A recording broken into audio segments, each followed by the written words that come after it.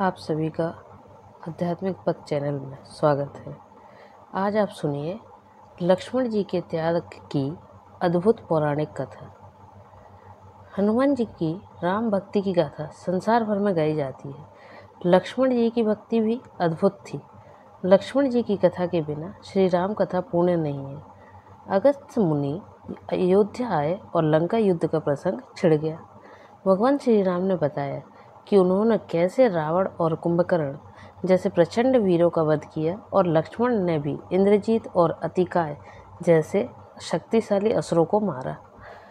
अगस्त्य मुनि बोले, श्री राम बेशक रावण और कुंभकर्ण भी प्रचंड वीर थे, लेकिन सबसे बड़ा वीर तो मेघनाद भी था। उसने अंतरिक्ष में स्थित होकर इंद्र से युद्ध किया था और बांधकर लंका ले आया था। ब्रह्मा ने इंद्रजीत से दान के रूप में इंद्र को मांगा, तब इंद्र मुक्त हुए थे। लक्ष्मण ने उसका वध किया, इसलिए वे सबसे बड़े योद्धा हुए। श्री राम को आश्चर्य हुआ, लेकिन भाई की वीरता की प्रशंसा से वे खुश थे। फिर भी उन्होंने मन में जिज्ञासा पैदा हुई कि आखिर अगस्त्य मुनि ऐसा क्यों कह रहे हैं कि इंद्रजीत का वध रावण ने से ज़्यादा मुश्किल था। अगस्त्य मुनि ने कहा, प्रभु, इंद्रजीत को वरदान था कि उसका वध वही कर सकता था जो 12 वर्षों तक ना सोया हो, जिसके 12 साल तक किसी स्त्री का मुख ना देखा हो और जिसने 12 साल तक भोजन ना किया हो। श्री राम बोले, परंतु मैं वनवास काल में 12 वर्षों तक नियमित रूप से लक्ष्मण के हिस्से का फल फूल देता रहा। मैं सीता के साथ एक कुटी में रहता था। बगल की कुटी में लक्ष्मण थे। फिर सीता का मुख भी ना देखा हो और 12 वर्षों तक सोए ना हो, ऐसा कैसे संभव है? अगस्त्य मुनि सारी बात समझकर मुस्कुराए। प्रभु से कुछ छुपा है भला? दरअसल सभी लोग सिर्फ श्री राम का गुणगान करते हैं, लेकिन प्रभु चाहते थे कि लक्ष्मण के तप और वीरता की चर्चा भी अयोध्या के घर घर में हो। अगस्त्य मुनि ने कहा, क्यों न लक्ष्मण जी से पूछा जाए। लक्ष्मण जी आए, प्रभु से कहा कि आपसे जो पूछा जाए उसे सच सच कहिएगा। प्रभु ने पूछा, हम तीनों 14 वर्षों तक साथ रहे, फिर तुमने सीता का मुख कैसे नहीं देखा? फल दिए गए फिर भी अनाहारी कैसे रहे और 14 साल तक सोए नहीं, यह कैसे हुआ? लक्ष्मण जी ने बताया, भैया, जब भाभी को तलाशते ऋषभ में मूक पर्वत गए तो सुग्रीव ने हमें उनके आभूषण दिखाकर पहचानने को कहा। आपको स्मरण होगा कि मैं तो सिवाय उनके पैरों के नुपुर के कोई भी आभूषण नहीं पहचान पाया था, क्योंकि मैंने कभी भी उनके चरणों के ऊपर देखा ही नहीं। 14 वर्ष नहीं सोने के बारे में सुनिए। आप और माता एक कुटिया में सोते थे। मैं रात भर बाहर धनुष पर बाण चढ़ाए पहरेदारी में खड़ा रहता था और निद्रा से ने मेरी आंखों पर कब्जा करने की कोशिश की तो मैंने निद्रा को अपने बाणों से बेध दिया था।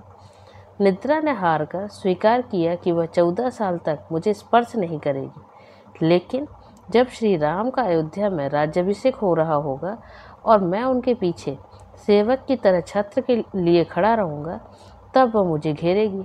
आपको याद होगा, राज्याभिषेक के समय मेरे हाथ से छत्र गिर गया था। अब मैं 14 साल तक अनाहारी कैसे रहा?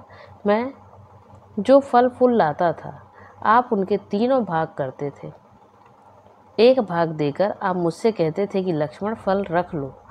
आपने कभी फल खाने को नहीं कहा। फिर बिना आपकी आज्ञा के मैं कैसे उसे खाता? मैंने उन्हें संभाल कर रख दिया। सभी फल उसी कुटिया में अभी भी रखे होंगे। प्रभु के आदेश पर लक्ष्मण जी चित्रकूट की कुटिया में से वे सारे फलों की टोकरी लेकर आए और दरबार में रख दिया। फलों की गिनती हुई तो 7 दिन के हिस्से के फल नहीं थे। प्रभु ने कहा, इसका अर्थ है कि तुमने 7 दिन तो आहार किया है। लक्ष्मण जी ने फिर बोले कि लक्ष्मण 7 फल कम होने के बारे में सुनिए। पहला, जिस दिन हमें पिताश्री के स्वर्गवासी होने की सूचना मिली, हम निराहारी रहे। दूसरा, जिस दिन रावण ने माता का हरण किया, उस दिन फल लाने कौन जाता? तीसरा, जिस दिन समुद्र की साधना कर आप उससे राह मांग रहे थे। चौथा, जिस दिन आप इंद्रजीत के नागपाश में बंधकर दिन भर अचेत रहे। पांचवा, जिस दिन इंद्रजीत ने मायावी सीता को काटा था और हम शोक में रहे। छठवां, जिस दिन रावण ने मुझे शक्ति मारी। और सातवां, जिस दिन आपने रावण वध किया। इन दिनों में हमें भोजन की सुध रही कहाँ। विश्वामित्र मुनि ने से मैंने एक अतिरिक्त विद्या का ज्ञान लिया था, बिना आहार किए जीने की विद्या। उसके प्रयोग से मैं 14 साल तक अपनी भूख को नियंत्रित कर सका, जिससे इंद्रजीत मारा गया। भगवान श्री राम ने लक्ष्मण जी की तपस्या के बारे में सुनकर उन्हें हृदय से लगा लिया। यह थी लक्ष्मण जी के बारे में कथा। धन्यवाद।